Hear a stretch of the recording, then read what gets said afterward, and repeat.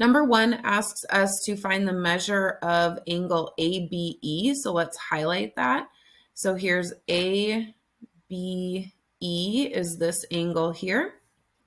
And we know that vertical angles are equal. So we know that this angle and this angle are the same. So angle ABE is 40 degrees. Number 2 asks us to select all true statements. So A says that angle C plus B, okay, so this angle here plus this angle, and we see that those two angles together form this straight line. So we know that that total is 180, and they're saying that that equals D plus C. So let's get rid of this. And then equals D plus C. So here's angle D, and here's angle C. And those together total a straight line as well. So those are 180. So that is a true statement that the sum of those two are equal. B says that D plus B is equal to 180. Those are vertical angles. They're across from each other. So they don't necessarily equal 180. They would equal each other. So D would equal B, but we don't know that they equal 180.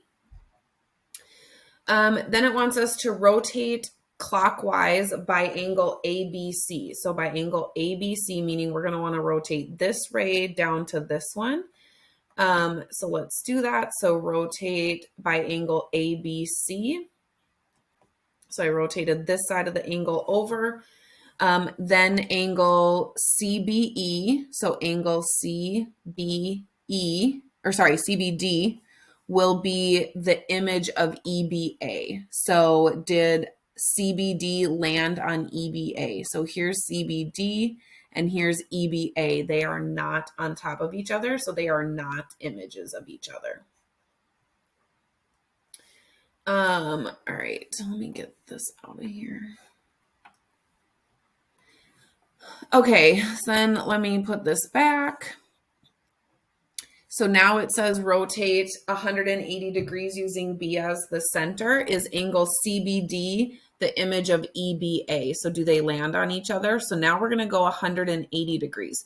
So you're going to see this orange A go all the way over to here. So we're going to rotate 180 degrees. Now is angle CBD. So here's CBD. The image of ABE. So the original, so black ABE is right here. Those are on top of each other, so they are images of each other after that 180 degree rotation.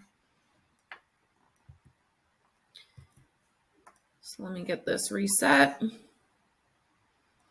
All right, then E says to reflect across the angle bisector. So let me get an angle bisector drawn in here. So the angle bisector of angle ABC. So here's angle ABC. So the angle bisector would split that in half. And so if we reflect across that, okay, if we reflect across that line, you'll see that these two angles, or that A lands on C, C lands on A, D lands on E, E lands on D.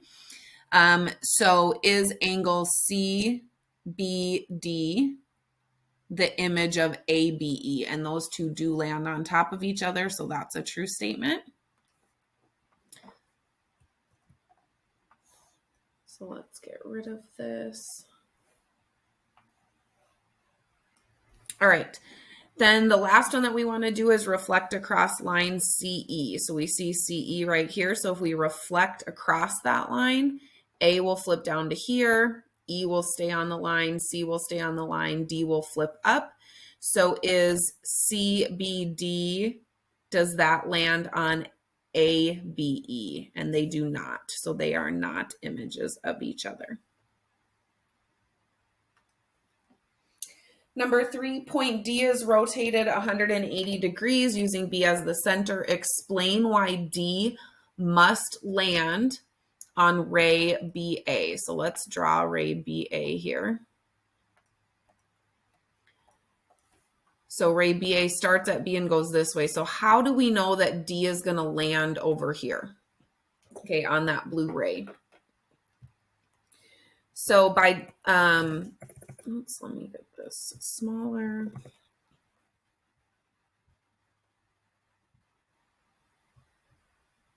So we know that by the definition of a rotation, that when we connect the original to the center of rotation and then to the image, that will make the angle of rotation. So by definition of rotation, we know that dB d prime will be 180 degrees, meaning that D, B, and D prime will be on a straight line.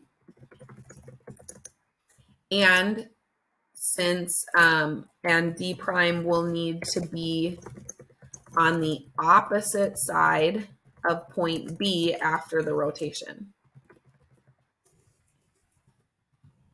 So D prime will have to land on ray BA, since it has to be on the other side of B. So we know through the rotation that it's going to make a straight line, and then D is going to rotate and it will be on the opposite side of B, meaning it will have to land on that ray BA. Number 4, rotate ABCD, so quadrilateral ABCD clockwise by angle ADC. Okay, so here's angle ADC right here. So we're going to have to rotate this down. So you'll see this segment land here when we rotate, and I'll have to keep moving D so that it stays in the same spot.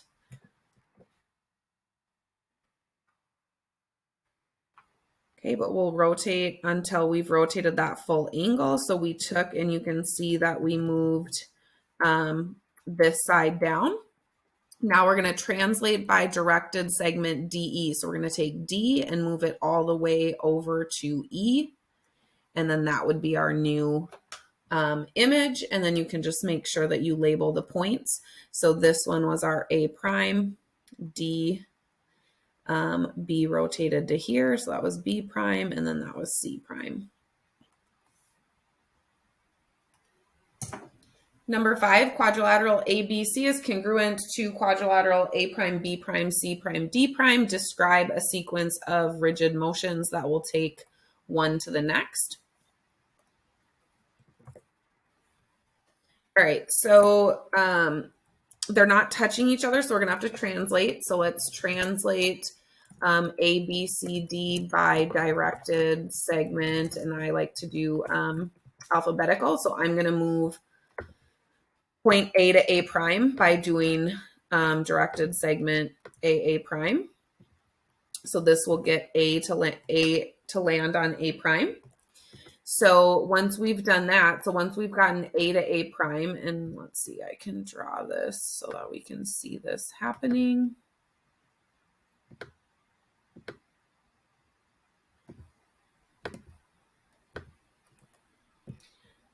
Oops. Okay, so now we've got A to land on A prime. Now we're gonna wanna rotate back. And so this is B. So if we just rotate B down to B prime, then everything will kind of land in place. So then we will rotate A, B, C, D around point A, the point we just got touching. Okay, so the ones that are touching, around point A until B coincides with B prime. That will force then the others to fall in place. Number 6, triangle ABC is congruent to A prime, B prime, C prime. Again, describe a sequence of motions that will take them to each other. So let's start with a translation since they're not touching. So translate ABC by directed segment A prime. So now once we get that, we can see that these points are in the same order. So when we rotate, you know, C to C prime or B to B prime, the rest will fall. So then we can just say rotate around, well, let's say rotate ABC around point A prime until B coincides with B prime, or you could do C to C prime, whatever you prefer. Number 7, quadrilateral. In quadrilateral BADC, AB is congruent to AD and BC is congruent to DC. Line AC is a line of symmetry for the quadrilateral. So based on this line of symmetry, explain why the diagonals are perpendicular.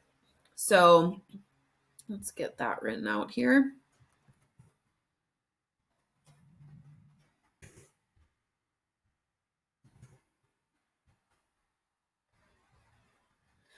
All right, so since we can see that, let me move this.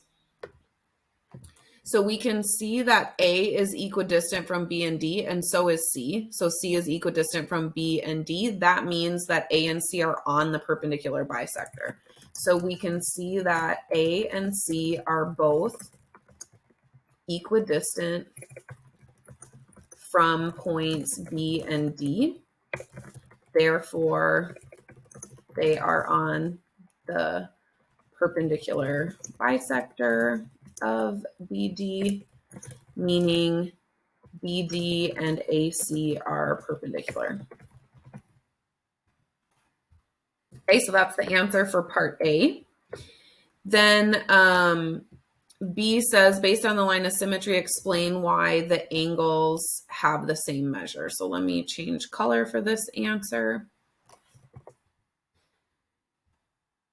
So for this one, because after the reflection, A and C will stay in place since they're on the line of reflection. Then D will reflect onto point B, since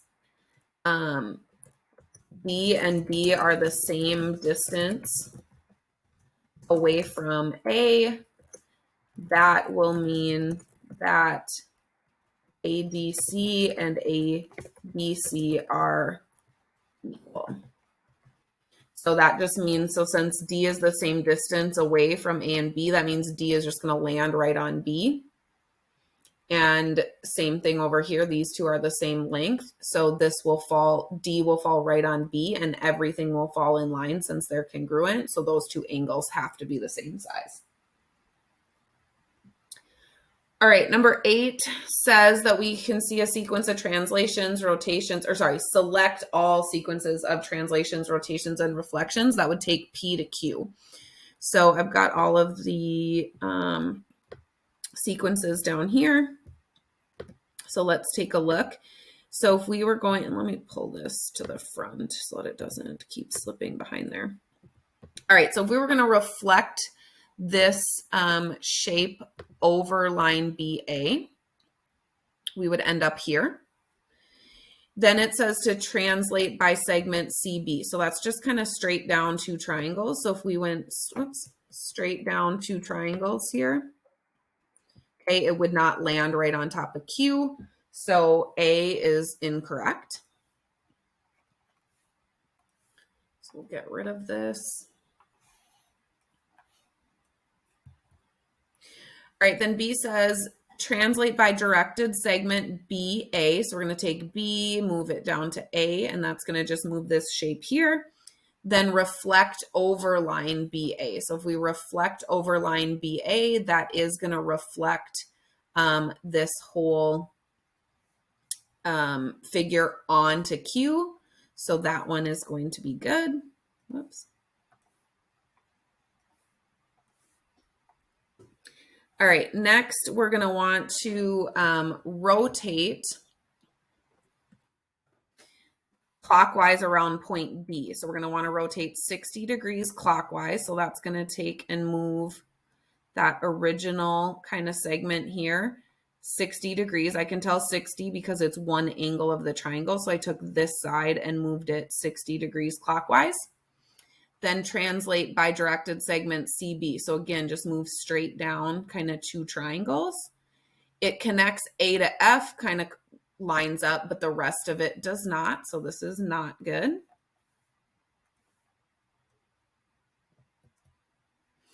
Then translate so that E is taken to H. So the next one has us take E all the way to H. Then it wants us to do a 120-degree clockwise rotation. And you can kind of already see that this is just not going to line up because this angle, no matter how far we rotate it, is never going to land on that shape. So even if we found a 120-degree rotation, the letters just don't really go in order, in the correct order. So that is going to be wrong. And then finally, it says translate so that A is taken to J. Then it says reflect over line BA, which is this one. And we know that that will produce the same image as Q.